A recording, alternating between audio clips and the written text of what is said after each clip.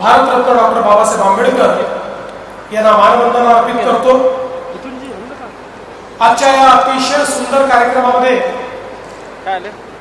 आपल्यामध्ये उपस्थित असलेले लिंक वरती चालू आहे भारताचे कणखर आणि कर्मठ गृहमंत्री आणि देशाचे पहिले सहकारिता मंत्री आपल्या सर्वांचे प्रेरणास्त्रोत माननीय अमित भाई शहा, त्यासोबत विशेष रूपाने आपल्या सगळ्यांना आशीर्वाद देण्याकरता या मंचावर उपस्थित असलेले आदरणीय दादा, आदरणीय कलाप्पा अण्णा आवाडे, मंचावर उपस्थित राज्याचे लोकप्रिय उपमुख्यमंत्री माननीय एकनाथराव शिंदेजी, रवींद्र चव्हाणजी, चंद्रकांत दादा पाटीलजी, आशीष शेलारजी, प्रकाश आंबेडकरजी, हसन मुश्रीफजी, जयकुमार गोरेजी, संजय सावकारेजी, धनंजय महाडिकजी, आपले लोकप्रिय खासदार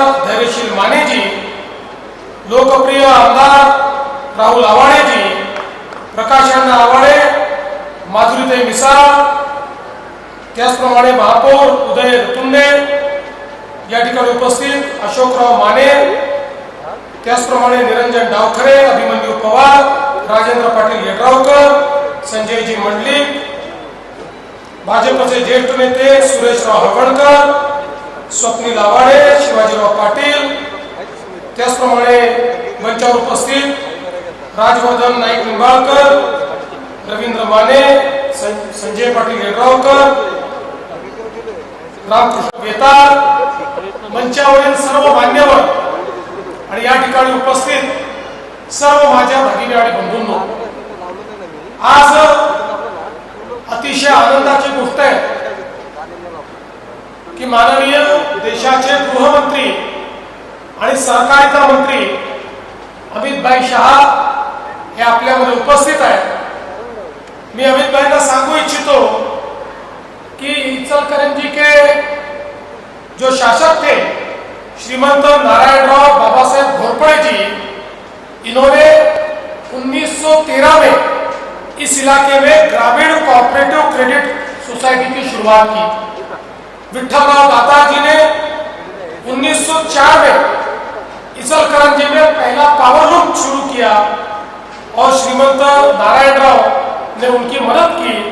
उनके प्रोत्साहन से इचलकरंजी को कोऑपरेटिव और टेक्सटाइल इंडस्ट्री में एक बहुत बड़ी तेजी मिली और आज हम सभी लोग इस इचलकरंजी को महाराष्ट्र की कपड़ा नगरी के रूप में यहाँ पर जानते हैं। टेक्सटाइल इंडस्ट्री के बारे में यहाँ पर हम इचलकरंजी को जानते हैं और मुझे इस बात की खुशी है कि ये जो एक बहुत बड़ी पीढ़ी थी, दत्ताजीराव कदम, बाबा साहेब कुलकर्णी, बाबा साहेब खंजिरे, अनंतराव भिड़े, सुदान काका, राजाभाऊ दातार, ऐसे सारे लोग जिन्होंने यहाँ पर इन सारे उद्योगों की नींव रखी, उनके साथ जिन्होंने इस इतिहास को देखा है, ऐसे एक ही व्यक्ति आज हमको दिखाई पड़ते हैं और वो है हमारे दादा कलाप्पा अण्णा आवाडे।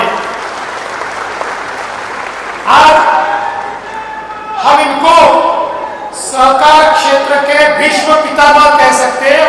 इस प्रकार का कार्य उन्होंने किया है और केवल इन्होंने नहीं तो साथ साथ आज आई साहब यहाँ पर नहीं है, इंदुमतीताई आवाडे, उन्होंने हमारे देश की पहली महिला सहकारी सुदगिरणी यहाँ पर स्थापित की और उसमें उन्होंने बहुत महत्व की भूमिका निभाई और मुझे इस बात की खुशी है कि आज सहकार क्षेत्र के भीष्म पितामह का सत्कार भारत के पहले सहकारिता मंत्री अमित भाई शाह जी के हाथों से हुआ है।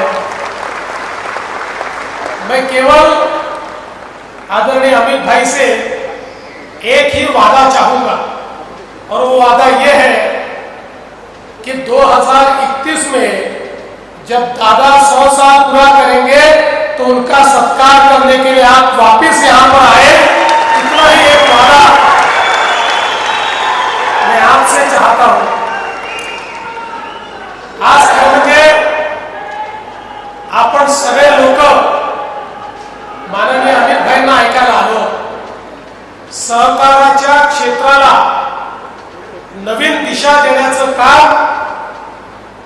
भाईंनी केलं. या देशामध्ये सहकाराचं महत्व ओळखून भारताचे प्रधानमंत्री माननीय आपले नरेंद्र मोदीजी यांनी देशाच्या इतिहासात पहिल्यांदा सहकार मंत्रालय तयार केलं आणि त्या मंत्रालयाची जबाबदारी माननीय अमित भाईंना दिली. आणि जे साखर क्षेत्रात काम करतायत, जे शुगर इंडस्ट्री चालवत आहेत, ते लोक ही गोष्ट निश्चितपणे कबूल करतील. गेल्या 10 वर्षामध्ये जागतिक व्यवस्थेमुळे आणि जागतिक बाजारपेठेमुळे आमच्या साखर उद्योगावर लागोपाठ संकट आली. पण या प्रत्येक संकटामध्ये माननीय अमित भाई, माननीय मोदीजींच्या नेतृत्वात आपल्या सहकार क्षेत्राच्या आणि साखर उद्योगाच्या पाठीशी उभे होते आणि म्हणून आज आपला उद्योग या ठिकाणी टिकलाय. मग या ठिकाणी एमएसपीचं ऑपरेशन असो, या ठिकाणी सॉफ्ट लोन असो, या ठिकाणी 10,000 कोटी रुपयाचा इन्कम टॅक्स रद्द करणं असो, या ठिकाणी इथेनॉलचं ब्लेंडिंग असो, या ठिकाणी सीबीजी असो, वेगवेगळ्या पद्धतीनं सहकारी कारखान्यांना कशा पद्धतीनं मदत करता येईल याचे अनेक उपाय हे माननीय अमित भाईंनी तयार केले. आणि एवढंच नाही तर सहकाराच्या क्षेत्रामध्ये आपल्या प्राथमिक कार्यकारी ज्या सोसायट्या आहेत याही मजबूत करून गावामध्ये सहकार रुजला पाहिजे याकरता 17 प्रकारचे उद्योग हे आपल्या या पॅक्सला देण्याचं काम हे माननीय मोदीजींनी केलं. आज सहकाराचं क्षेत्र हे इतक्या उद्योगांकरता खुलं झालंय आणि हे करत असताना एनसीडीसीच्या माध्यमातून हजारो कोटी रुपयाचं कर्ज हे देखील सहकाराच्या क्षेत्रामध्ये उद्योग उभे राहावेत आणि लोकांच्या हाताला काम मिळावं याकरता माननीय अमित भाईंनी या ठिकाणी दिले. आणि या सहकार क्षेत्राकरता अमित भाईंनी ज्या योजना तयार केल्या, आत्मनिर्भर भारताकरता आत्मनिर्भर सहकार क्षेत्र अशा पद्धतीनं आज या सगळ्या योजना तयार होत आहेत, ज्यातनं देशाचंही भलं होणार आहे, शेतकऱ्यांचंही भलं होणार आहे आणि उद्योगाचंही भलं होणार आहे. अशा पद्धतीचं कार्य अमित भाईंच्या माध्यमातून चाललेलं आहे. आणि म्हणून मी त्यांचे अतिशय मनपूर्वक आभार मानतो. आणि विशेषतः आज या ठिकाणी मी आलो असताना माननीय खासदार साहेब आणि माननीय आमदार साहेबांनी एक महत्वाची अपेक्षा ही या ठिकाणी व्यक्त केलेली आहे. कारण मागच्या वेळेस मी आलो त्यावेळेस यांनी मला इथल्या पाणी पुरवठा योजनेची घोषणा करायला लावली. घोषणा तर मी करून टाकली. मी आणि शिंदे साहेब चिंता करत नाही, आम्ही पैशाची चिंता करत नाही, कशाचीच नाही, घोषणा करतो. पण प्रश्न आला पाणी द्यायचं कुठलं. यांना म्हटलं तुम्हीच सांगा बाबा द्यायचं कुठलं.